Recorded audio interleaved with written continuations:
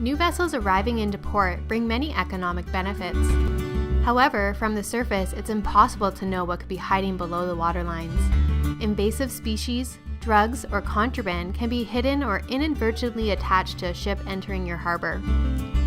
Deep tracker underwater drones, or ROVs, are being used by port authorities around the world to spot check key areas of vessels where invasive species or contraband may be easily hidden.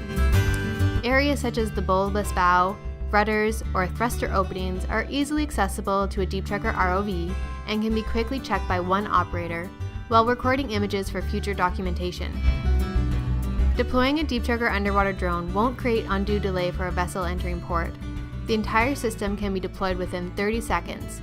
With a handheld controller and 270-degree rotating camera, any port authority has the ability to ensure incoming vessels safely transit through their harbor.